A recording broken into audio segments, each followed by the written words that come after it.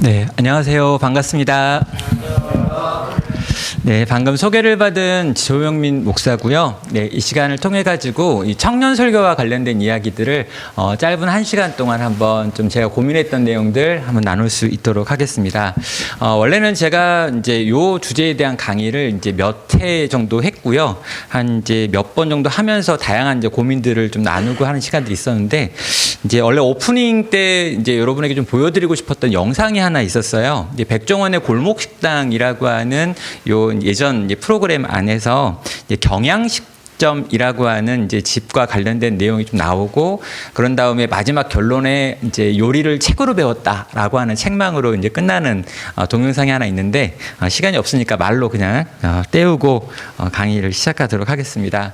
예, 우리가 이제 설교를 그냥 하고 있습니다. 설교에 대해서 구체적으로 배우지도 않았는데 어느 날 내가 신대원에 갔다고, 신학교에 다닌다고 설교를 하라 그래가지고 그날부터 막 설교를 했어요. 그리고 갑자기 청년부를 맡으라 그래가지고 청년부에 가가지고 또 막 설교를 하고 있습니다.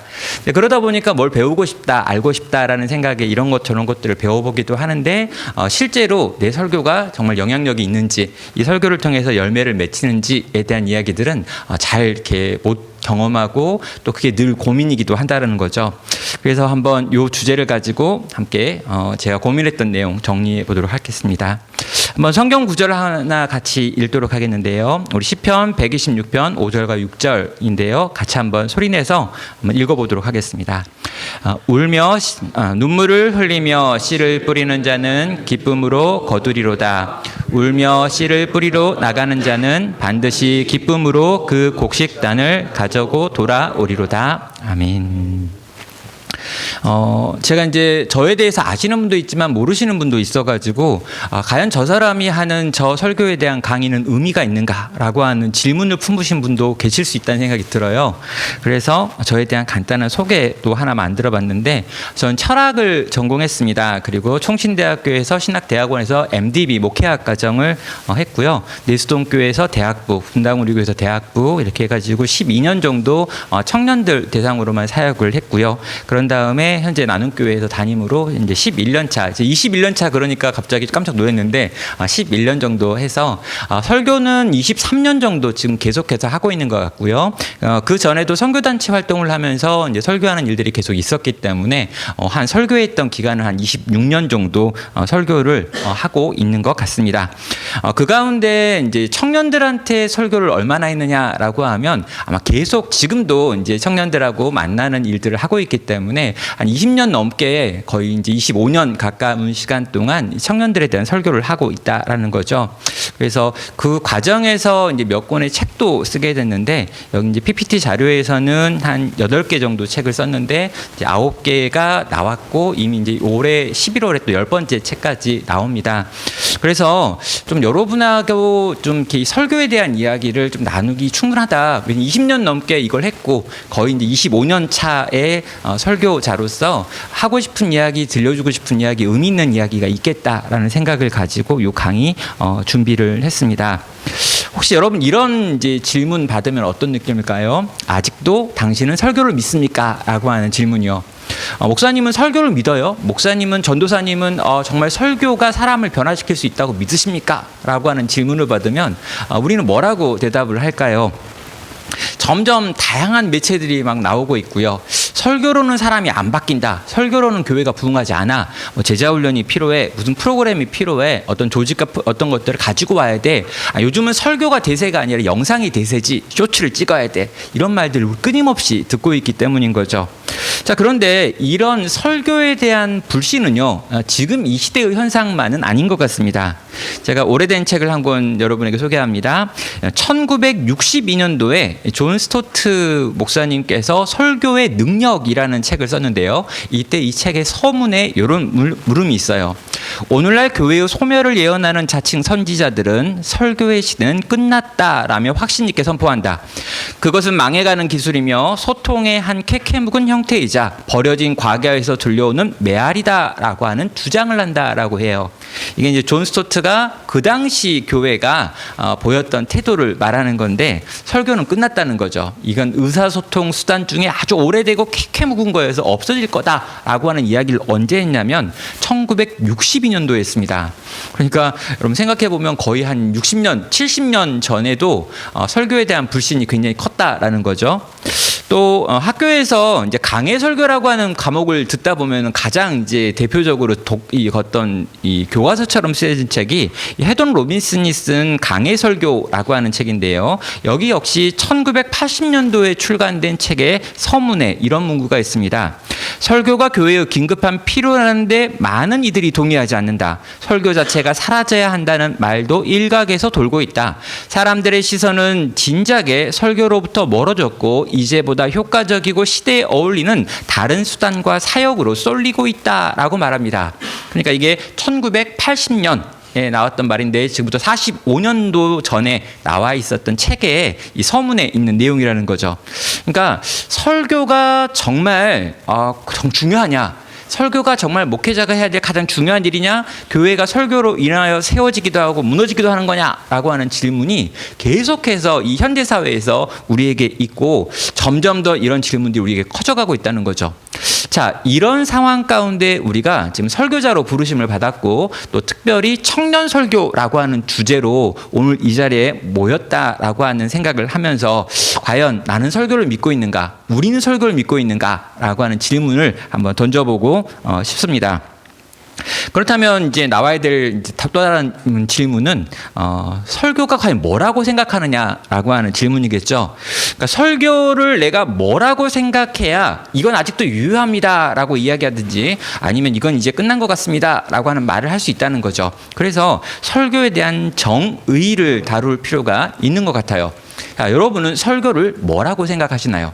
자, 이 설교가 뭐라고 생각하느냐라고 하는 질문은 대부분 두 종류의 답변으로 이렇게 나와요. 근데 이 설교를 정의하라라고 이야기했더니 실제로 정의하는 게 쉽지 않습니다. 왜냐하면 설교에 대한 모든 책이 다 다르게 설교를 이야기해요.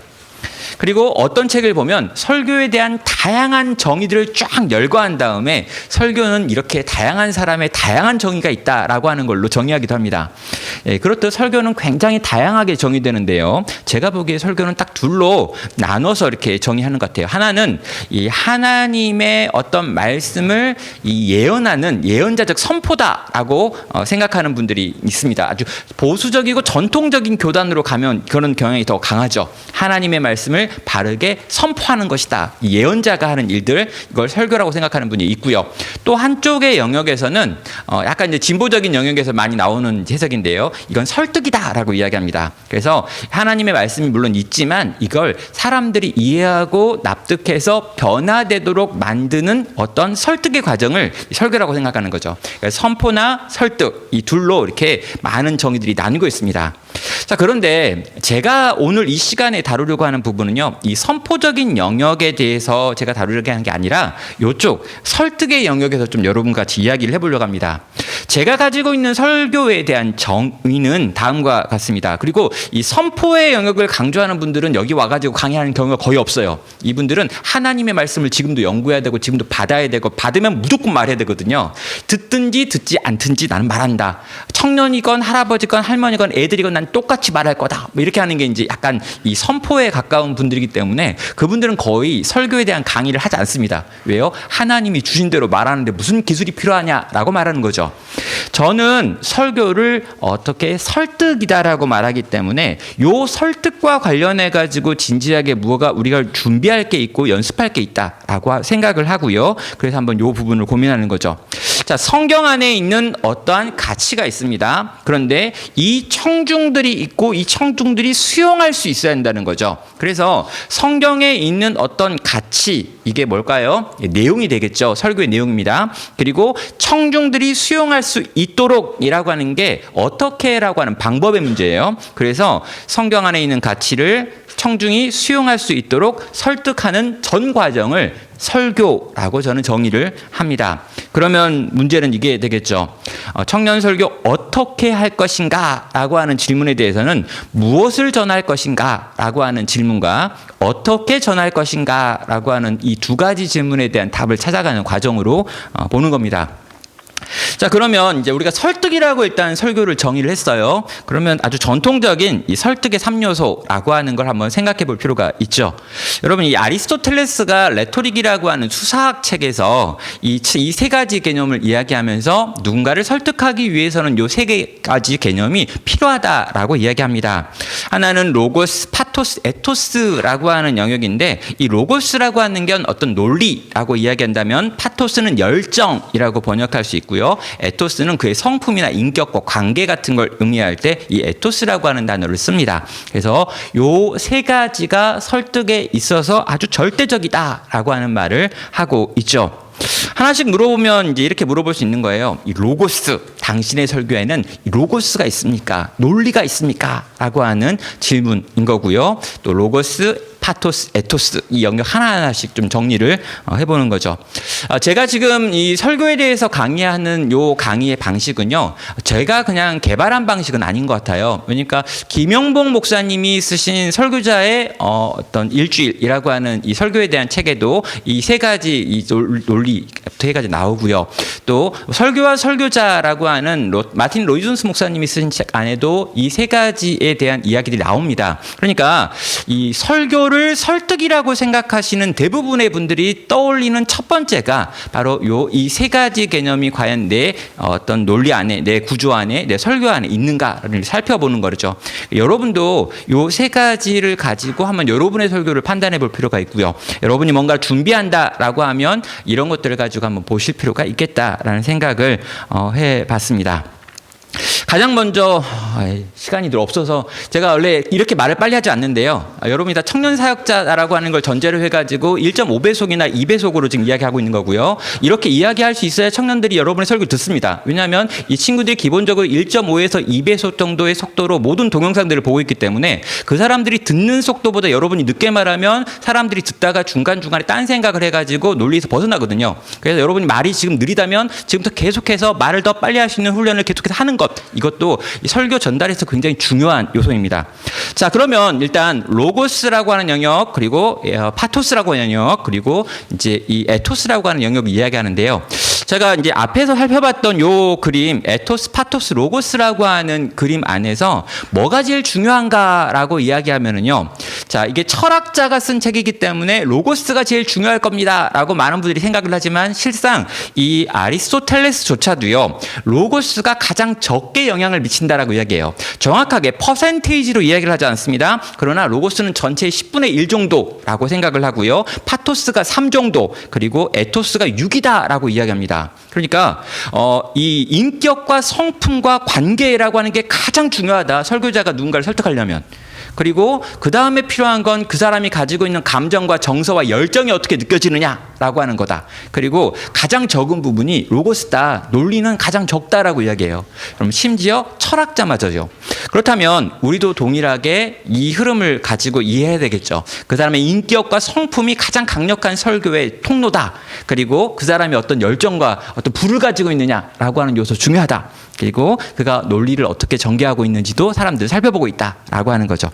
자, 그런데 강의를 하려고 하면은요, 실제로 이 에토스와 파토스의 영역에 대한 강의를 많이 하긴 쉽지 않습니다. 이건 성품과 관련된 부분이거든요. 이건 강의를 통해 이루어지는 게 아니라는 거죠. 그렇다면 저는 어쩔 수 없이 이 로고스와 파토스를 좀 더 강조해가지고 한번 이 이야기를 진행해 보도록 하겠습니다.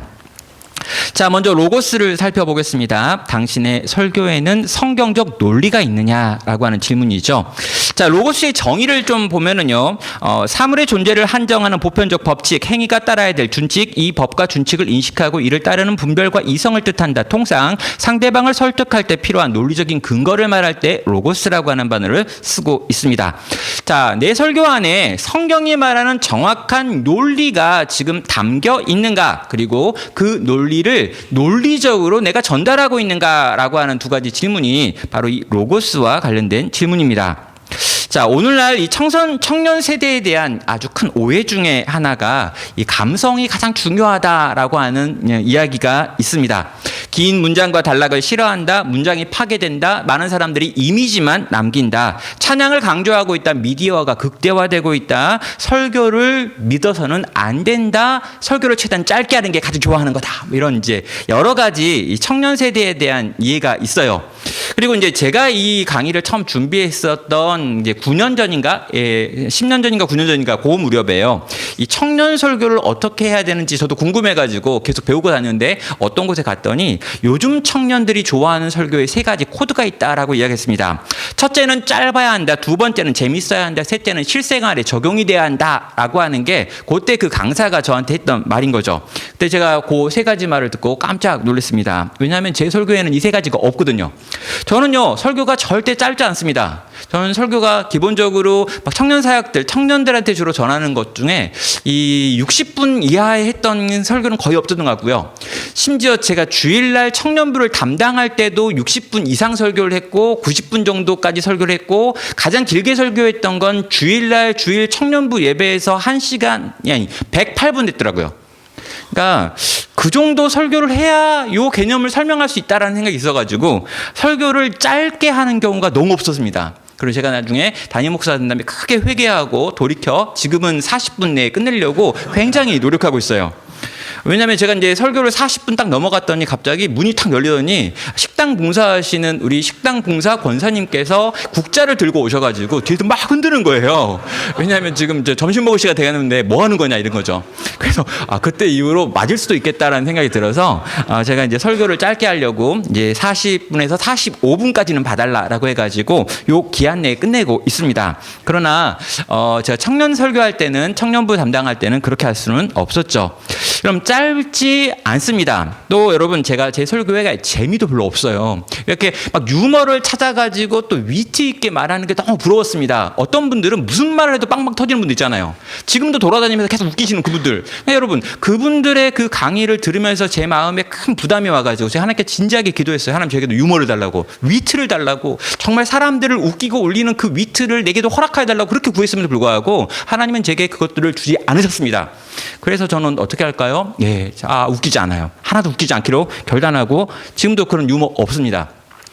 또 여러분 실생활에 적절한이라고 하는 게 그 당시 청년들의 코드라고 이야기하는데 제가 청년들의 실생활을 잘 모르겠더라고요. 그리고 어느 시간이 지난 다음에 정말 모르게 됐습니다. 그리고 지금은 그 청년들과 저 사이에 나이 차이가 너무 많아요. 제가 여러분이 저를 어떻게 보시는지 모르겠지만 제가 50대거든요. 그래가지고 50대인 제가 이 20대 청년들의 마음의 상태를 이해하고 삶을 이해하고 언어를 이해한다는 게 지금 거의 불가능하게 가깝다라는 생각이 드는 거죠. 그래서 이 친구들이 가지고 있는 실제적인 문제에 대해서 제가 도와주는 게 어렵다라고 하는 생각을 갖게 됐습니다.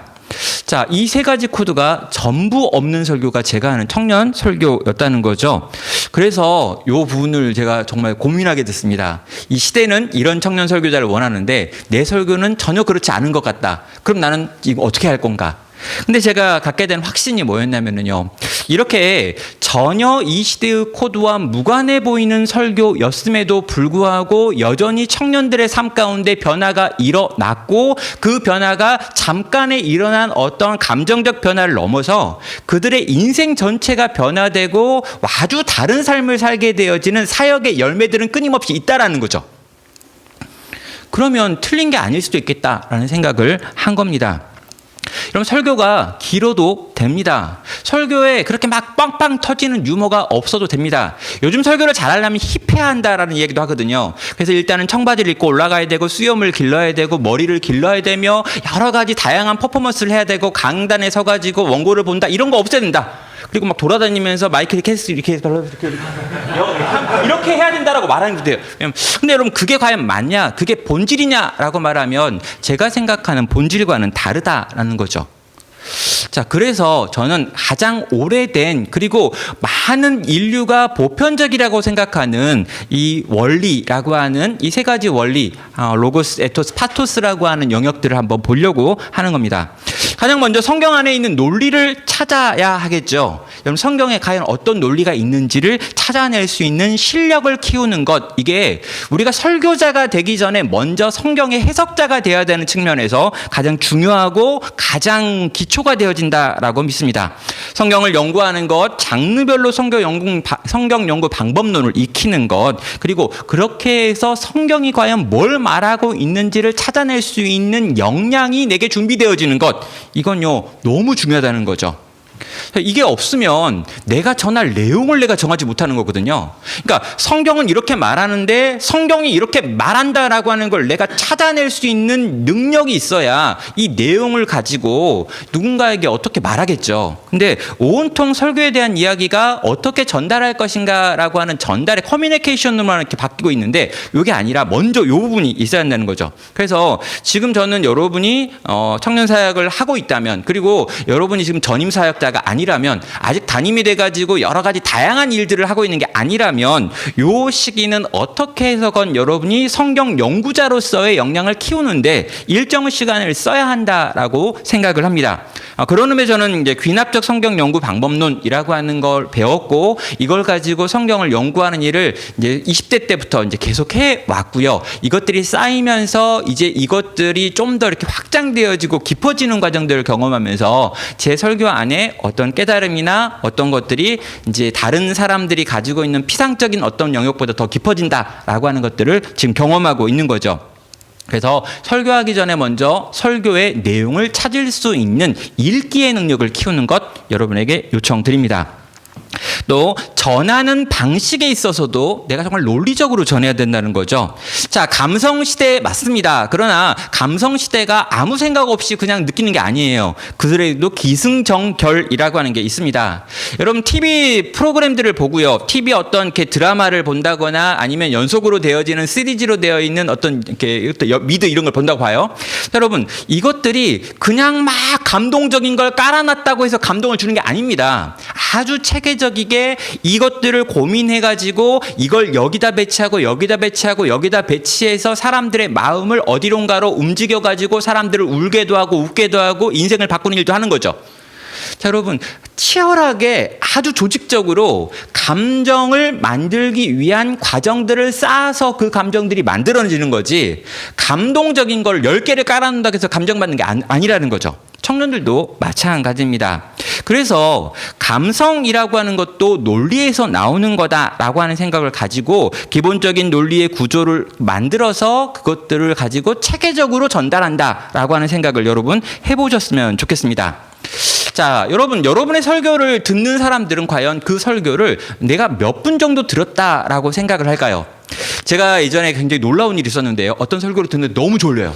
아니, 한없이 졸렸습니다. 너무 졸려가지고요. 너무 졸린 이 설교를 참고 견디다가 제가 시계를 봤어요. 놀랍게도 15분 지났습니다. 우와. 내가 그때 너무 충격받았습니다. 이 지겨운 설교를 이렇게 견디면서 허벅지를 꼬집으면서 내가 듣고 있었는데 이 설교가 지금 15분째 지나고 있는 설교였구나. 이유가 뭔지 아세요? 예, 전혀 내가 이 설교를 따라갈 수 없을 때예요. 그러니까 전혀 이 설교가 1, 2, 3, 4라고 하는 내 뇌에서 자연스럽게 일어나는 논리의 순서와 무관하게 움직이니까 내 뇌가 피곤해가지고 더 이상 듣기를 거부하는 거죠. 여러분 사람들이 또 어떤 경우가 있냐면요, 내가 지금 90분 설교했는데 끝나고 난 다음에 시계를 본 다음에 20분 지난 줄 알았어요. 이렇게 있죠. 이렇게. 아니 내가 지금 시간이 엄청나게 많이 썼는데 듣는 사람도 그렇고 전하는 사람도 그렇고 이 시간 속에서 더 이상 이 크로노스의 시간을 인식하지 못하고 카이로스의 시간을 경험하는 거죠. 이게 어떤 때 가능하다고요? 예, 내가 전하는 이 이야기가 정말 체계적이게 되어 있고 이분들도 이 체계를 지금 따라오고 있는 거예요. 그래서 이 설교의 크로노스의 시간이라고 하는 정해져 있는 이 질량이 딱 만들어져 있는 시간, 요걸 뛰어넘어서 그 이상의 시간들을 누리고 있는 거죠. 그래서 설교학에서 설교 가장 적절한 시간이 뭐냐라고 하는 질문에 대한 가장 훌륭한 답이 있어요. 20분처럼 느껴지는 설교예요.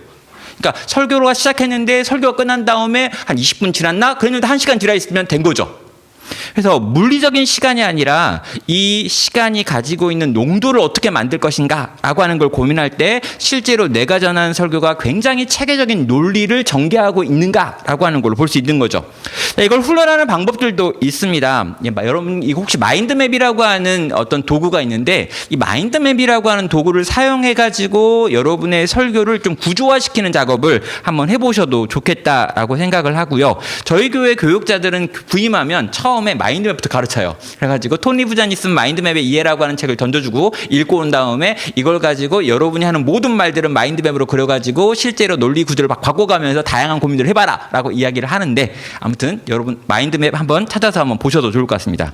정리하면 여러분, 내 설교에 로고스가 있느냐라고 하는 질문 꼭 해보세요. 그래서 여러분의 설교에 정말 로고스가 있는지를 한번 점검해 볼 수 있는 툴을 여러분에게 드린다면요, 여러분이 지난 주일에 했었던 설교를 5문장으로 요약할 수 있는가 라고 물었을 때 여러분이 5문장 요약하고 있다면 굉장히 논리정연하게 여러분이 이 설교를 구성한 거예요. 자, 그 설교를 한 문장으로 요약할 수 있느냐라고 물어봤는데 아주 자연스럽게 여러분이 한 문장을 요약하고 있다. 그럼 아주 체계적으로 여러분이 이 설교를 준비한 거죠. 그래서 그리고 또 하나, 여러분이 만약에 자고 있는데 갑자기 여러분의 배우자가 막 흔들어 깨우면서 새벽 3시에 오늘 설교 뭐 하려고 그래? 딱 물어봤어요. 토요일 날. 그러니까 주일날 아침 새벽 3시에 갑자기 누가 나를 흔들어 깨운 다음에 오늘 설교 뭐 할 건데 그랬는데 이거 다 말할 수 있으면 여러분 굉장히 탁월한 논리를 구성한 설교를 준비하고 있었다라고 하는 걸 보여주는 거죠. 그런데 여러분이 이걸 기억하는 것만큼이나 중요한 게 뭐냐면, 성도들도 실제로 이걸 기억하려면 어느 정도의 논리적인 정합성을 가지고 있어야 되는 거예요. 성도들이 내 설교를 잘 기억하고 있다? 아니, 성도들이 내 설교를 집에 간 다음에 거의 잊어버렸다 라고 하면은요, 내 설교가 거의 논리가 없었을 수 있다라는 생각도 할 수 있다라는 거죠. 그래서 여러분에게 원고를 작성하라. 그리고 원고를 최대한 잘 작성해 봐라. 그리고 그 원고가 무슨 말을 하려고 하는 건지 5문장 정도로 한번 요약할 수 있는지를 살펴봐라 라고 하는 제안도 드립니다. 자, 두 번째는 파토스에 대한 영역을 좀 보려고 합니다. 당신의 설교에는 성경이 가지고 있는 열정을 담고 있느냐라고 말하는 거죠. 자, 마틴 로이드 목사님은요, 설교와 설교자 안에서 이 불붙는 논리라고 하는 표현을 쓰고 있습니다. 그러니까 당신에게 논리가 있어야 돼. 근데 이 논리가 차갑고 냉랭한 논리가 아니라 불붙는 논리여야 되는 거죠. 그리고 이 불붙는 논리이기 때문에 사람들의 마음 가운데 이성적인 반응뿐만 아니라 감정적인 반응을 일으켜가지고 삶의 변화라고 하는 전인격적인 변화를 일으킨다라고 주장을 합니다. 그래서 내 설교 안에 과연 열정, 불꽃이라고 하는 부분을 물어봐야 되는 거죠. 자, 그런데 설교에 어떤 감정을 담아라, 이 불을 담아라 라고 하는 말을 들으면은요, 많은 분들이 갖고 있는 잘못된 예가 있는데 뭐냐면, 설교에서 감동을 좀 줘야지. 어떻게 줄까? 감동적인 예화가 뭘지? 어떻게 하면 여기서 어떻게 울릴까? 이런 고민을 하는 거죠. 이게 우리 고민해야 돼요. 고민할 수밖에 없습니다. 그런데 이 과정 속에서 성경 안에 있는 감동을 찾기보다 외부에 있는 어떤 걸 가지고 와서 감동을 줘야지 라고 하는 생각을 하면서 계속 외부를 찾는 분들이 굉장히 많습니다. 그래서 본문과 무관한 감동을 무리하게 만들어내려고 마구마구 노력을 하는 거죠. 어떻게든 감성을 자극하지 않으면 안 된다. 어떻게든 우리 친구들을 웃겨야지 막 이렇게 하니까 이제 어떻게든 뭐든 막 이렇게 끌어오는 거예요. 근데 여기서 문제가 뭐냐, 왜 그렇게 하느냐라고 할 때 제가 생각하기에 가장 큰 문제가 뭐냐면, 성경 본문이 가지고 있는 감동을 경험한 적 없기 때문이에요. 그러니까 설교자가 본문을 연구하고 본문을 깨달으면서 본문 속에 있는 이 불을 찾을 만한 능력이 안 돼. 내가 경험한 적 없어. 그래 놓고 남한테 이 설교를 통해서 뭔가 감동을 줘야 되니까 보니까 여기서는 안 나오니까 딴 데를 쳐다보는 거죠. 이거 되게 슬프고 비참한 일이죠. 그리고 이렇게 사람들을 웃기고 울렸다라고 하면 어떤 일이 벌어졌냐고요? 설교가 점점 성경과 무관한 이야기가 되는 거예요. 감동적인 이야기 날만 찾고 있어요. 계속해서 이제 막 찾아보고, 기사 찾아보고, 영상 찾아보고, 그리고 이제 어쩔 수 없이 드라마를 볼 수밖에 없죠. 드라마도 다 볼 시간이 없으니까 드라마의 감동적인 부분의 짤들만 보는 거죠. 그래가지고 뭐 눈이 부시게 나오면 뭐 하고 또 하고 뭐 해가지고 그러니까 여러분, 세상에 가장 감동적인 건 다 거기 있거든요. 그렇지 않나요? 이제 50 넘어가니까 약간 이제 뭐 이렇게 호르몬도 이상해져가지고 막 보면 막 눈물이 나는 거. 이거 갖다 써야지 막. 여러분, 그리고 막 스포츠 경기에 막 이렇게 장면들 이런 거 있잖아요. 이렇게 막 그 중꺾마, 혹시 기억나시나요? 중꺾마? 중요한 건 꺾이지 않는 마음. 제가 이 토요일 날 이제 이 경기가 있고, 토요일 날 밤에 이 중꺾마 이 어떤 옷가 이 경기에서 이겼다라고 하는 걸 본 다음에 제가 토요일 날 그 밤에 기도했던 게 있어요. 내일 설교하는 목사들이 제발 이 이야기를 안 했으면 좋겠다. 근데 엄청나게 많은 교회에서 이거 가지고 설교했어요. 그러니까 그걸 뭘 보여주냐고요? 아, 목사들이 설교 준비를 토요일 날 밤, 심지어 주일 새벽에 하는구나를 보여주는 거죠. 얼마나 이 사람들이 준비되지 않았는가라는 걸 보여주는 아주 결정적인 장면이 주일날 새벽에 끝난 경기의 결과를 예화로 써가지고 설교 전체를 구성하고 있는 모습. 아, 전 그거 보면서 좀 안타까웠어요. 여러분, 중요한 건 꺾이지 않는 마음이 아니라 중요한 건 내가 묵상 하나님 말씀이에요. 그러니까 중요한 하나님의 말씀이 있고 이 말씀을 주중에 많이 연구하고 고민해가지고 어떤 설교를 구성하고 이 구성되어진 어떤 이야기를 들고 와서 우리 성도들 전해야 되는데, 아, 보니까 온 교인들이 다 밤에 그 경기 봤기 때문에 마음의 감동이 남아있는 상태에서 교회에서 또 한 번 때려주면 얼마나 좋을까? 어떻게 합니까? 그 마지막 골 들어가는 장면 이렇게 화면에 이렇게 띄워주고, 혹시 그렇게 하셨나 봐요? 계속 이렇게 웃는 거 보니까. 예, 모르겠어요. 예, 제가 유머 안 된다고 얘기했죠? 안 돼요. 예, 그러니까 정말 엉뚱한 곳에서 갔다가 열정을 막 쓰고 싶은 마음들이 감동을 줘야 한다라고 하는 것에도 막 나온다는 거죠. 그래서 저는요, 성경 본문이 이미 충분히 감동을 가지고 있다라고 하는 걸 믿으셔야 한다고 생각해요. 본문을 연구하십시오. 본문을 깊이 보십시오. 본문 안에 있는 인물들이 과연 어떤 생각이 들었을지, 예수님은 어떤 마음일지, 하나님은 이들을 향해 어떤 마음을 품으셨을지, 그들이 느꼈을 절망, 그들이 느꼈을 그 기쁨, 그들이 경험한 그 막 감격, 그들이 막 함께 춤추고 있다면 같이 춤춰야죠. 저는 성경 본문 자체가 이미 선포된 캐리그마입니다. 그렇다면 이 캐리그마로 선포되어 있는 성경 본문이 가지고 있는 감동을 찾아낼 만한 역량이 안 되는데 내 설교에서 어떤 감동을 만들어내겠냐는 거죠. 그런 의미에서 저는 다시금 성경 연구를 여러분에게 강조하는 거고요. 내 심장을 두근거리게 만든 그 이야기가 내 이야기를 듣는 청중에게서 두근거리게 만들어져야 된다고 믿어요. 자, 누가복음 24장 32절을 보면 엠마오로 가는 두 제자 나오거든요. 예수님이 성경을 풀어줄 때 우리의 마음이 뜨거워지지 않았느냐라는 이야기하고 있죠. 여러분, 성경을 풀어줬는데 가슴이 뜨거워집니다. 내가 먼저 성경을 보고 가슴이 뜨거워지는 거고 그 뜨거워진 가슴을 나누는 것, 이게 우리들의 어떤 성경 안에 있는 파토스를 나누는 시간이 되면 좋겠다라고 생각을 합니다. 또 전하는 저에게서도 이 열정이 느껴져야겠죠. 내가 이 본문에 있는 감동을 경험했습니다. 나를 감동시킨 그 이야기를 남에게 전합니다. 그러면요, 이건 진정성 있는 이야기예요. 근데 내가 본문에서 감동을 못 받았어요. 근데 사람들에게 감동을 줘야겠다 생각해요. 그럼 그때부터 내가 하는 건 모든 건 연기죠. 그때 난 연기를 해야 돼요. 어떻게든 어떻게 사람들에게 감동을 줄까? 내 표정을 어떻게 할까? 눈물을 어떻게 흘릴까? 음악을 어떻게 깔아줄까? 막 이런 걸 고민하는 거죠. 근데 그건 다 연기죠. 왜요? 내가 받지 않은 감동을 남에게 주기 위하여 만들어내는 어떠한 인위적인 행동이니까요. 그래서 저는요, 제가 연구한 말씀 때문에 울어봐야 돼요. 그리고 내 설교를 준비하면서 막 뚝뚝 떨어지는 눈물을 막 이렇게 키보드에 묻히면 또 이렇게 키보드 삭을까봐 이렇게 하는 거, 이런 거 해야 되고요. 그리고 막 이렇게, 설교를 준비하는 과정에서 갑자기 막 이렇게 막 너무 기뻐가지고 막 춤을 추기도 하고, 설교를 준비하는 과정에서 더 이상 준비를 못하고 무릎을 꿇고 하나님께 회개하는 기도를 할 수 있고. 그러니까 여러분, 요 과정이 우리의 설교 준비 과정인 거죠. 하나님의 가슴, 하나님의 심장과 내 심장이 이렇게 같이 연동해서 막 뛰는 거, 이걸 경험하는 거죠. 그러면 저는요, 이렇게 경험한 이 감동을 제 설교 안에도 반영해서 이 감동을 함께 누리자라고 하는 게 우리 설교라고 생각하는 거죠. 그래서 저는 여러분이 설교 원고를 잘 쓰시는 분들이 있습니다. 그런데 그 원고를 절대로 읽어서는 안 된다라고 믿어요. 100% 완벽하게 여러분 원고를 작성하십시오. 그러나 요걸 가지고 내가 올라가서 읽으면 된다라고 하는 생각에서 벗어나셨으면 좋겠어요. 제가 이제 분당우리교회나 내수동교회에 있으면서 실제로 이제 우리 부교육자들이 지원을 할 때 이 부교육자 설교에 대해서 이제 체크해가지고 이 사람의 설교가 어떻다라고 하는 해가지고 평점을 줘가지고 이제 교회 이제 우리 교육자 청빙 과정에서 같이 한 적이 있습니다. 근데 요 과정을 할 때 원칙이 뭔지 아세요? 아주 이거 비밀인데 여러분은 큰 교회 가고 싶으면 이거 딱 들으셔야 돼요. 뭐가 필요하냐면 여러분이 하는 설교라고 하는 것에서 가장 중요한 문장을 여러분이 말할 때 여러분이 누구를 보고 있는지가 저의 가장 큰 기준이었어요. 이게 무슨 말이냐고요?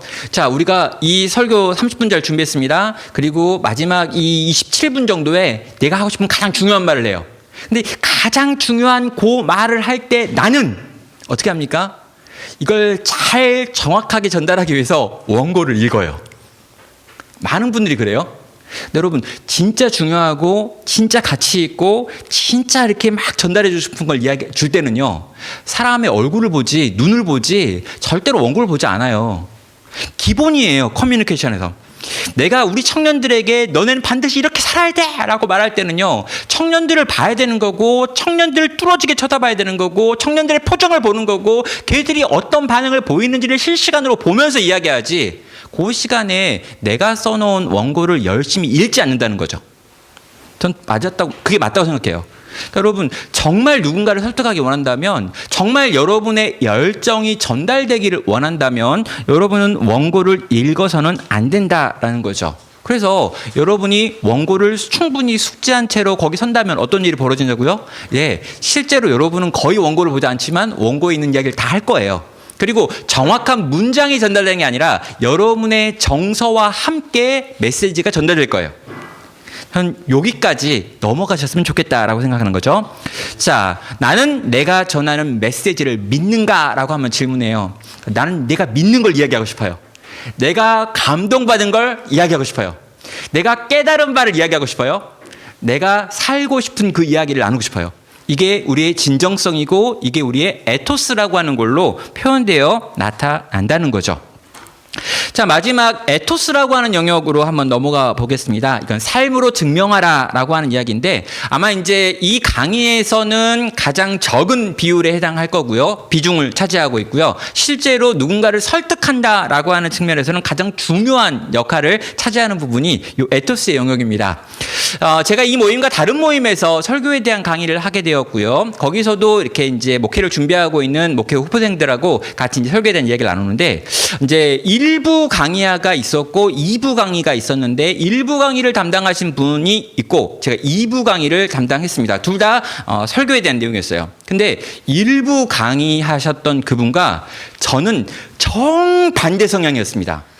완전 반대의 저 끝판왕. 혹시 여러분 아시나요? 뭐 거성이라고 해가지고 김관성 목사라고 되게 이제 유명하신 이제 설교하시는 분이 계세요. 근데 이제 이 분이 일부에서 강의를 하셨는데 딱 올라와셔가지고 설교에 대한 강의를 시작할 때 어떻게 되냐면, 이 설교, 나는 강의를 믿지 않는데요. 설교는 강의로 되는 게 아니에요. 날 때부터 설교자가 있고 연습으로 만들어지는 게 아니라 그건 본성이다. 뭐 이런 거 얘기 막 하는 거예요. 그리고 설교 준비가 뭐가 필요하냐. 그리고 설교 준비에 몇 시간, 설교 준비의 프로세스, 월요일부터 화요일까지, 수요일까지 어떻게 해야, 이런 이야기 하는 것들 다 없어진대요. 뭐. 그 강의로 충격을 받았습니다. 제가 하려고 하는 모든 이야기를 다 반대하는 이야기를 저보다 딱 2시간 전에 다 한 거예요.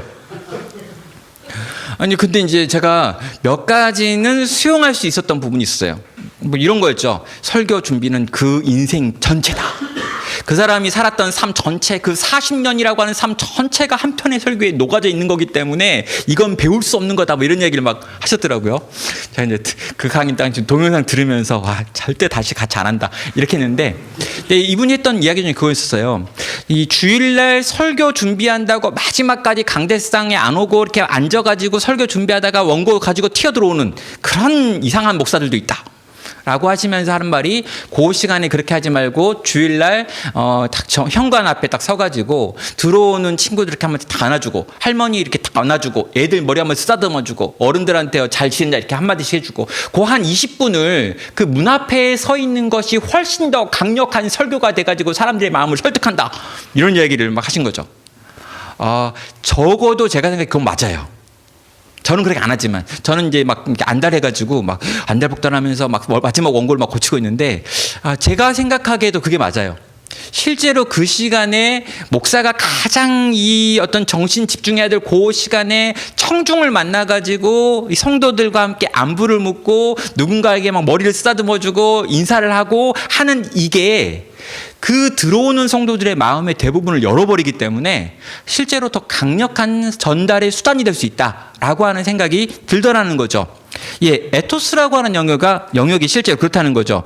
자, 이 에토스라고 하는 이 이제 헬라어 단어는요, 기본적으로 권위라고 하는 것으로 번역할 수 있는 단어인데요. 이 권위라고 하는 것이 사람의 인격에서 나오고 삶에서 나오고 관계에서 나온다라고 하는 이야기를 하면서 이 에토스 권위라고 하는 게 우리의 삶 또는 그 사람과 상대방과의 관계라고 하는 걸로 번역할 수 있는 단어가 됩니다. 이런 메시지와 메신저의 관계라고 하는 걸 이야기하죠. 이 마샬 맥루한이라고 하는 미디어 학자가 이 메시지가 메시지다, 메신저가 매체가 메시지다라고 하는 이야기를 했는데, 이 매체라고 하는 것에 메신저를 넣어가지고 이제 이야기를 하고 있습니다. 이 청년 설교자가 가장 이제 중요하게 생각하는 게 뭘까? 설교에 있어서 많은 경우에 청년 설교자들은 설교의 내용이 중요하다라고 생각해요. 내가 탁월한 내용을 뽑아가지고 이 내용을 전달할 때 사람들은 감동을 받겠지라고 생각하는데 실제로 그렇지 않다라는 거죠. 그리고 우리 청년들은 훨씬 더 똑똑해가지고요. 아무리 내가 멋있는 말을 해도 멋있는 사람이 아니면 안 믿어요. 그러니까 내가 아무리 훌륭한 말을 해도 저 사람이 했던 다른 태도와 다른 행동들 그리고 다른 어떤 모습들이 전제되지 않으면 안 믿는다는 거죠. 어떤 시대보다 더 진정성이 요구되고 있습니다. 그리고 청년 사역은 그 진정성이 훨씬 더 많이 드러날 수밖에 없어요. 왜냐하면 여러분, 제가 작년 사역을 해보니까요, 약간 이 무지의 신비감이라고 하는 걸 좀 이렇게 작년 사역을 하고 있는 담임 목사는 가지고 있어요. 잘 못 만나요. 일단 못 만나고, 만날 때는 다 어떤 담임 목사가 자기를 준비하고 만나는 거죠. 그러니까 자켓도 입고 악세하고 뭔가 해가지고 만날 때마다 늘 뭔가 좀 갖춰져 있는 모습 봐요. 근데 청년 사역을 오래 하면서 느꼈던 건 뭐냐면, 청년 사역은 그렇게 못하죠. 일단 MT 가지, 뭐 같이 놀지, 밥 먹지, 또 먹지, 또 먹지. 와, 막. 그러니까 여러분, 청년 사역은 제가 보기에 기본적으로 거의 인해 전술에 가깝다 생각해요. 끊임없이 많은 시간과 관심과 에너지를 쓰는데, 그렇게 쓰는 그 많은 시간들의 결과가 뭐냐면, 나도 애들을 좀 알게 되지만 이 친구도 나에 대해서 많은 걸 알 수밖에 없어요. 구조 자체가. 청년 사역은 기본적으로 시간을 많이 쓴 사람이 잘합니다. 근데 이 많은 시간 속에서는 내가 어떻게 잘 꾸며낸 목회자로서의 모습 외에 다른 많은 이야기들이 포함되어 있는 거죠. 그러다 보니까 저 사람이 누군지, 저 사람이 어떤 사람인지, 뭘 좋아하는지가 대부분 다 드러난다라는 거죠. 그래서 그 사람이 어떤 사람이냐가 그 사람의 설교에서 정확하게 반영되어 나타날 때 능력 있게 전달이 되지, 만약에 이것과 이것이 무관하거나 이것과 이것이 반대된다라고 할 때 내가 아무리 탁월한 설교를 아무리 탁월하게 설교한다 할지라도 거의 본질적이고 어떤 중심의 변화라고 하는, 우리가 기대하는 그 변화는 일어나지 않는다는 거죠. 저는 그래서 진정성이라고 하는 걸 물어볼 수밖에 없는 거죠. 내 설교는 진정성이 있는가? 나의 삶을 반영하고 있는가? 나의 삶을 통과한 이야기인가? 라고 하는 질문이 우리에게 필요한 질문입니다. 자, 그러면 이제 그 다음 이야기, 이 세 가지 이야기를 좀 했었잖아요. 이 세 가지 이야기가 실제로 어떤 내용을 말할 것인가, 무엇을 전할 것인가라고 하는 첫 번째 1부에 해당하는 축이었다면, 이제 2부에 해당하는 이야기를 해볼까요? 어떻게 전해야 될까라고 하는 부분입니다. 그러니까 무엇을 전해야 될까라고 하는 게 더 중요해요. 분명히 이게 없이 이걸 잘하는 사람을 뭐라고 그러냐면 사기꾼이라고 얘기하는 거죠. 그러니까 내용은 전혀 하나님의 말씀과 무관한데, 삶과도 일치되지 않는데, 여기에 있는 이건 그냥 무시하고 이 전달의 스킬이 아주 탁월해가지고 많은 사람들을 울고 웃기고 뭔가 움직이는 것처럼 만들어내는 결과들을 만든다. 이걸 우리는 사기꾼이라고 불러요. 근데 우리가 이런 사람이 되고 싶지 않기 때문에 이 부분을 이야기하는 거죠. 근데 그럼 반대도 있어요. 진짜 좋은데 거의 전달의 능력이 부족해. 그러면 이제 영향력이 없는 사람인 거죠. 그런 의미에서는요, 이 두 가지를 다 갖춰야 합니다. 물론 둘 중에 하나를 선택한다 그러면 이쪽을 갖춰야겠지만, 둘 다를 내가 갖춰야 된다라고 하는 측면에서 이것과 이것 둘 다 필요하다는 거죠. 그리고 저는 어떻게에 대한 부분을 몇 가지로 여러분에게 제안하려고 합니다. 그리고 제안하다가 시간이 끝나면 거기까지 하려고 일부러 이 이야기를 몇 개가 있다, 이 이야기는 안 했어요. 첫 번째, 여러분, 청중을 분석하십시오라고 이야기합니다. 여러분, 내가 지금 만나고 있는 그 청중이 도대체 어떤 인간들인지를 정말 연구하셔야 합니다. 왜요? 내 설교는 이 불특정 다수에게 하는 설교가 아니에요. 한국교회에게 하는 설교 아닙니다. 한국교회에 있는 청년들에게 하는 설교가 아니에요. 내가 지금 만나고 있는 내 그룹 안에 있는 그 친구들을 대상으로 한 설교입니다. 그러면 그 친구들에 대한 이해를 해야죠. 그 사람들이 정말 새 신자가 많은가, 정말 그들 가운데 기존 신자가 많은가, 낙심한 친구가 많은가, 헌신하는 친구들이 있는가, 그 애가 지금 부모님이 어떤 상태고 지금 이 아이들의 지적 능력이 어떠한지 이런 것들을 여러분이 고려하셔야 합니다. 똑같은 원고를 들고 갔지만 어느 곳에서는 너무 좋았던 설교가 어느 곳에서는 죽어라고 힘들었던 시간이 있었어요. 제가 딱 한 주에 두 교회에 가가지고 두 교회 부흥회를 인도한 적이 있습니다. 하나는 이제 남서울 은혜교회라고 하는 강남 한복판에 있는 교회였고요. 다른 하나는 안산 시민교회라고 하는 또 안산에 있는 한 교회였어요. 근데 요게 같은 주간에 하나는 월화, 하나는 수목 이렇게 해가지고 이제 수련회가 있었어요. 제가 이제 어쩔 수 없이 이제 이렇게 막 긴급한 경우에 두 본문을 갈 수 없으니까 요 시리즈 해가지고 하나 준비한 거, 두 편을 준비해가지고 이제 여기서 가서 하시죠. 여기에 갔는데 대박이 터졌습니다. 이 친구들이요, 막 받아 적으면서 이 비밀한 말씀을 이렇게 알려준다고. 그러니까 이 친구들의 특징이 뭐냐면요, 노트를 다 적는다는 거였어요. 막 적고 막 공부를 막 하는 것처럼 막 하면서 이렇게. 그래서 제가 이 설교 좀 된다. 근데 문제가 뭐냐면요, 기도를 시작했는데 아무도 기도를 안 해. 아니 지금 기도를 막 이 정도의 내용을 전달받고 이렇게 열심히 들었으면 이걸 가지고 기도를 아주 뜨겁게 할 줄 알았는데 기도 시간에 아무도 소리를 안 내고 한 10분쯤 지났더니 담당 교육자가 나와가지고 여러분 많이 기도하셨으니까 이제 기도 그만하고 속으로 모이겠습니다 이러는 거예요. 그래서 제가 이제 그래 전달은 좋았는데 여긴 기도 문화가 없네. 근데 이제 여기 딱 간 거죠. 목요일 갔는데 설교 시작했는데 자요 애들이. 아니 그렇게 열정적인 반응을 보였던 그 이틀 전 이야기의 느낌과 정반대로 한 10분 딱 지났는데 몇 명이 자고 20분 지났는데 또 자고 30분 지났을 때 절반 정도가 자는 거예요. 그래서 제가 와 진짜 이렇게 뭐지? 난 똑같이 한 것 같은데 똑같은 원고인데? 근데 웃긴 게 뭔지 아세요? 제가 여기서는 90분 설교하고 이제 끝냈어요. 근데 여기서는 도저히 90분 못하게 해서 1시간도 못했어요. 그래서 중간중간에 막 날렸어요. 어차피 듣지도 않으니까 다 날리고 이렇게 기분도 나빠가지고. 근데 기도회를 시작했는데 기도회를 4시간 하는 거예요. 아니 10분 듣다 잔 걔가 끝까지 막 소리 지르며 기도하는 거예요. 뭘 기도할까 고민했는데 아무튼 걔는 끝까지 기도했어요. 뭐였냐고요? 나중에 그때 제가 집에 들어와가지고 또 생각했습니다. 이쪽에 있는 친구들이 갖고 있는 어떤 기본적인 성향과 이쪽에 있는 친구들이 가지고 있는 기본적인 성향, 그리고 이 둘 다가 지금 이제 청년부였기 때문에 직장인인데 이 친구들 대부분은 교사나 이쪽의 일들을 하고 있었고 이 친구들 대부분은 이제 공장 다니고 있었거든요. 완전 다른 대상들이 완전 다른 일을 하다가 완전 다른 곳에 와서 전혀 다른 방식으로 말씀 앞에 서는 거죠. 누가 더 잘했다의 문제가 아니라 전혀 다른 청중이었다는 거예요. 제가 그걸 판단하지 않았다는 거죠. 그럼 여러분의 청중은 누굽니까? 여러분이 어떤 책을 가지고 와가지고 그 책의 내용을 가지고 정리해서 설교할 수 있어요. 근데 여러분이 그걸 정리하는 과정에서 여러분의 청중에 대한 끊임없는 고민을 속에가지고 이 청중이 이해하는 단어를 써야 되는 거, 이 청중이 이해하는 예화를 바꾼다는 거, 이 청중에게 가장 강력하게 다가올 만한 어떤 도전의 포인트나 찬양을 만들어 간다는 거, 이런 것들에 대한 고민이 없다면 내가 하는 이야기는 되게 보편적인 이야기로 끝날 수 있어요. 요즘 온라인이 대세다 보니까 가끔 그런 경우들이 있어요. 이 온라인상으로 내 설교를 들을지도 모르는 불특정 다수 유튜버를 그러니까 이거를 대상으로 한 설교 막 해요. 왜? 쇼츠를 제작해야 되니까. 여러분 되게 웃긴 건 줄 아세요? 내 앞에 있는 청중을 무시하고 이 쇼츠에서 나를 볼 몇몇 사람들을 위해서 막 멋있는 표현과 멋있는 표현을 막 하는 거죠. 이렇게. 그러지 마세요.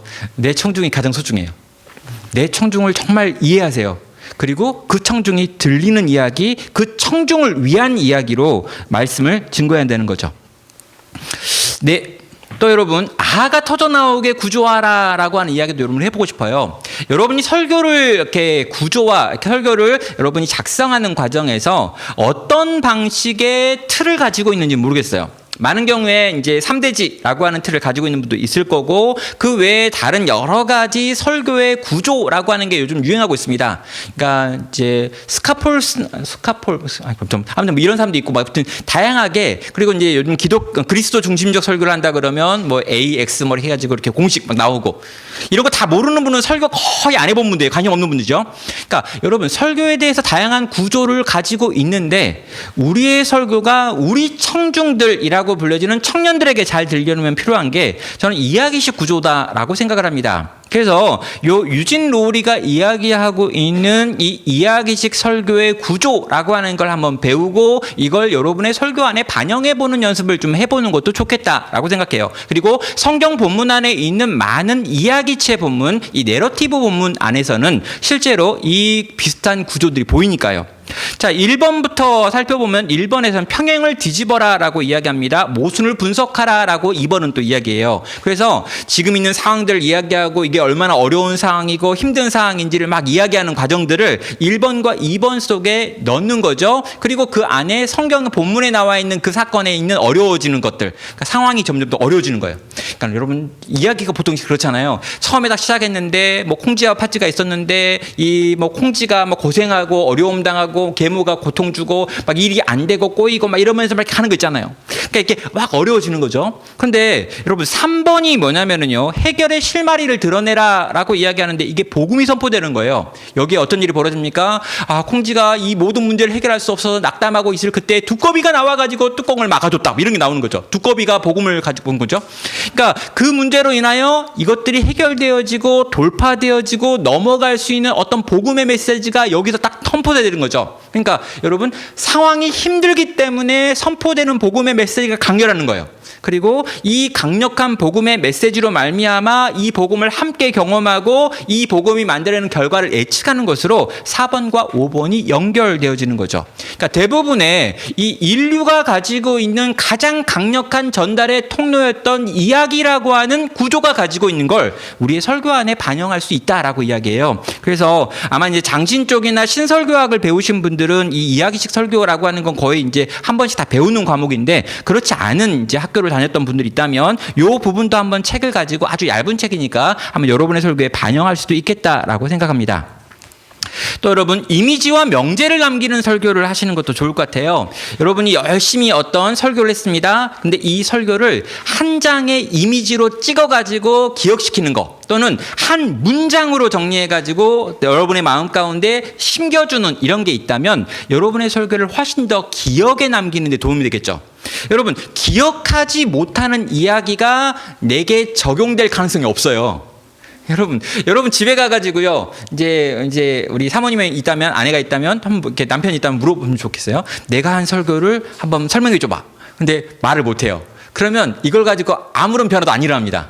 기억하지 못하는 이야기는 실제로 적용될 수 없는 이야기니까. 그러니까 기억을 할 수 있게 만들기 위해서 내가 사용할 수 있는 모든 도구를 다 쓰는 거죠. 그림으로 그려준다든지, 카드뉴스를 만들어준다든지, 명제를 만들어가지고 붙여놓다든지, 포스트잇으로 해가지고 여러분의 문 앞에 붙여놓으라고 하든지, 이렇게 막 하는 거죠. 모든 방법을 동원해서 당신이 이 이야기를 들었다면 그 이야기를 기억할 수 있는 방식을 만들어서 보여주는 것 필요하다라고 합니다. 요즘은 이제 저 과학기술이 많이 발달했잖아요. AI가 막 발달해가지고 저는 이제 이렇게 하고 있어요. 주일날 제가 했던 설교를 노트북 램에 여기다 넣어가지고요, 이 6분, 7분짜리 이제 이 동영상을 만듭니다. 근데 여러분, 이 동영상을 딱 만드는데 너무 요즘 기술이 좋아가지고 제 원고를 집어넣어주면 한 20분이면 만들어줘요. 그걸 해가지고 거기다 자막 입혀가지고 매주 우리 성도들한테 보내줘요. 성도들이 그걸 가지고 일주일 동안 설교를 다시 리마인드 하는 거죠. 한 6분 정도 시간을 들여서 40분짜리 설교를 리마인드 하면서 그걸 적용하고 그 적용 내용을 나눌 수 있게 만드는 거죠. 그러니까 카드뉴스도 이제는 그냥 카드를 만들어줘요. 옛날에 그걸 막 그리고 있었는데. 여러분, 너무 많은 것들이 개발되는데 발명되어지는 그 많은 것들을 사용해서 어떻게 해서건 간에 내가 전하는 메시지가 휘발되지 않게 만드는 방법들을 찾는 것, 저는 이런 방식 중에 하나가 이미지와 명제라고 하는 거였고, 또 다른 방식도 가능하다고 생각합니다. 그럼 원고를 쓰십시오. 그런데 그 원고를 보고 읽으려고 하지는 말아주십시오 라고 말합니다. 자, 제가 원고를 쓰라고 이야기하는 건 뭐냐면요. 이 원고를 쓰지 않으면 여러분의 어휘나 여러분이 가지고 있는 사고의 확장이라고 하는 게 거의 없어요. 그러니까 내가 잘하려면, 내가 성장하기 원한다면, 내가 깊어지기 원한다면 원고 쓰는 작업을 하셔야 합니다.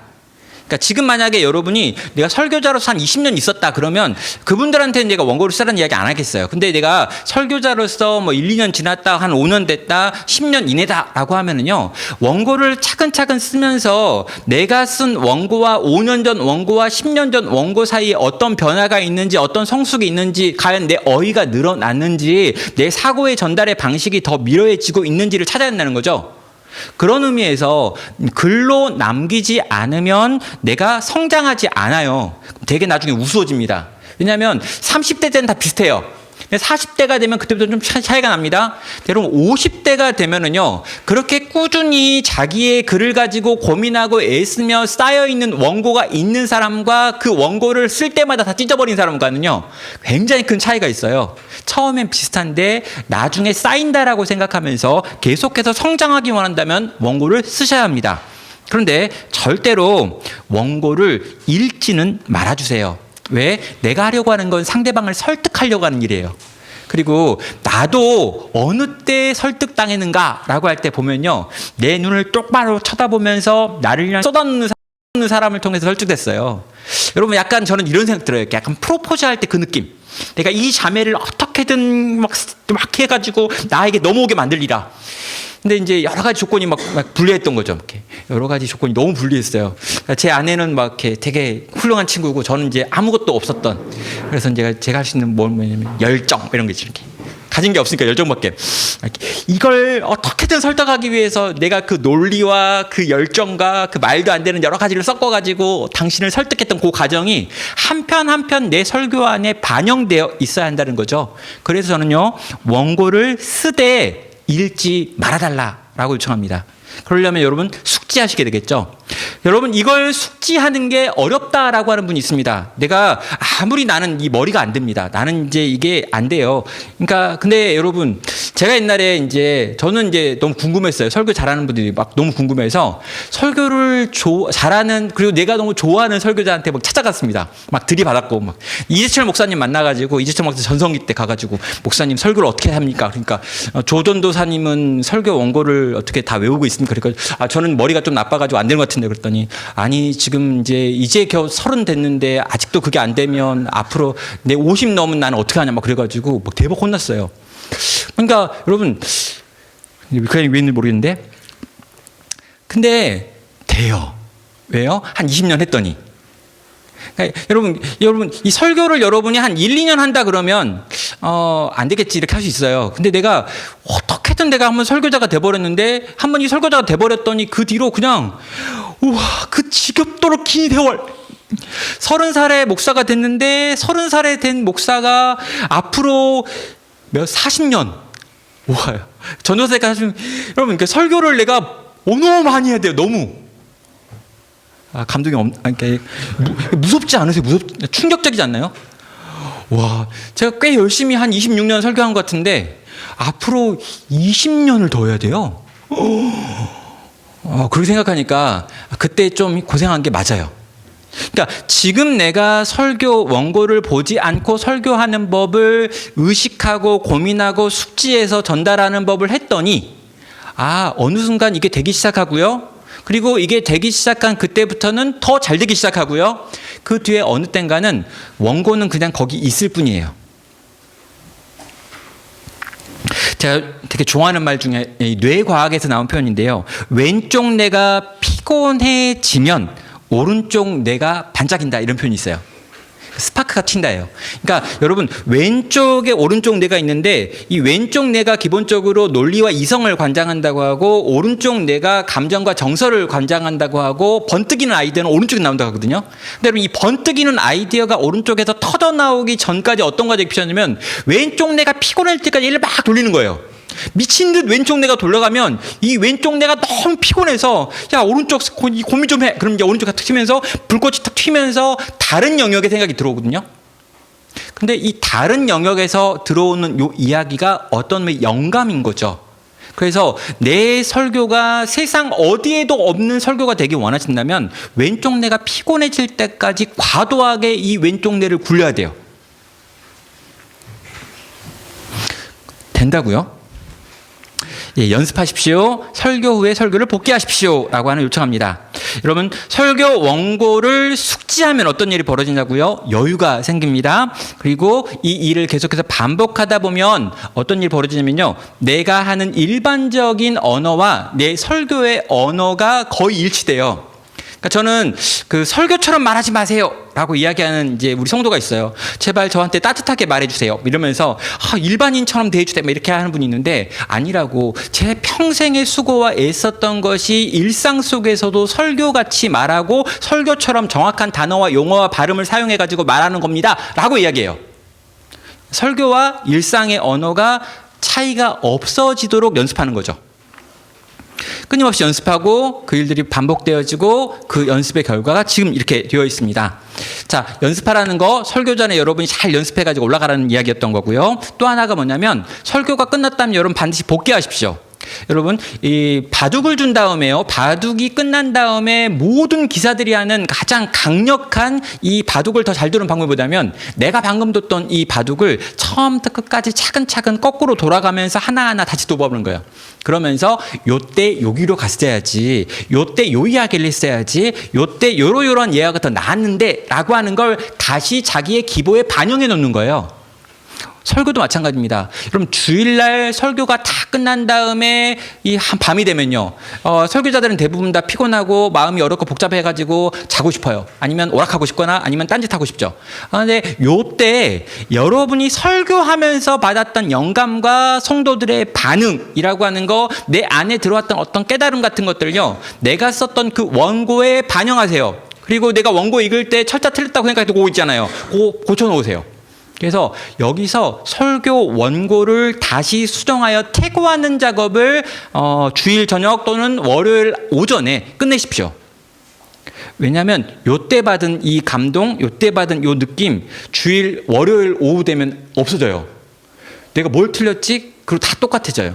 그러면 바뀌는 게 없어요. 성장하는 게 없습니다. 그래서 반드시 복귀하십시오라고 하는 표현을 여러분에게 하고 있습니다. 그렇게 복귀하다 보면 점점 내가 이전과 달라진 조금 더 나은 커뮤니케이터로서의 어떤 역량들이 요 긴 과정 속에서 쌓이기 때문입니다. 마지막 결론입니다. 청년 설교자들에게 주는 위로의 이야기입니다. 여러분, 이 과정이 쉽냐? 아니요, 어려워요. 그래서 이게 필요합니다. 눈물을 흘리며 씨를 뿌리는 자는 기쁨으로 거두리로다. 울며 씨를 뿌리러 나가는 자는 반드시 기쁨으로 그 곡식단을 가지고 들어오리로다. 주님은 분명히 이야기합니다. 이게 울며 씨를 뿌리러 나가는 자의 피곤한 일이에요. 그리고 잠깐, 아주 잠시 여러분이 뭘 했다고 해서 열매가 나오는 일도 아닙니다. 기본적으로 눈물 나는 일이에요. 아무도 안 알아줍니다. 여러분이 뭘 기획을 잘하고 행정을 잘하고 이벤트를 잘하면 당장에 그거 딱 끝난 다음에 피드백이 와요. 근데 여러분, 설교를 잘하기 위하여 애쓰고 노력했던 그 시간은 당장에 그 결과가 오지 않습니다. 그걸 이해하는 사람도 별로 없습니다. 내가 바뀌고 있다는 느낌도 잘 안 옵니다. 가장 가까운 배우자도 옛날보다 설교가 더 어려웠으면 이런 얘기해요. 괜찮아요. 그러나 그럼에도 불구하고 우리 주님은 약속하죠. 기쁨으로 거두리로다. 반드시 기쁨으로 그 곡식단을 가지고 돌아오리로다. 예, 주님이 약속해 주시니까, 반드시라고 약속하니까 그 약속해 주시는 주님을 의지해서 우리는 또 울며 씨를 뿌리러 나간다는 거죠. 여러분, 청년사역 진짜 어려운 것 같습니다. 그리고 점점 더 어려워지고 있는 것 같습니다. 여러분의 자리가 참 힘들 것 같습니다. 그러나 그럼에도 불구하고 울며 씨를 뿌리러 나간다면요, 반드시 곡식단을 거두게 하시는 그분의 은혜를 경험하고 누리게 될 것입니다. 예, 여러분이 그렇게 될 거 기대하고요. 또 너무너무 감사하고 사랑하고 축복합니다. 수고하셨습니다.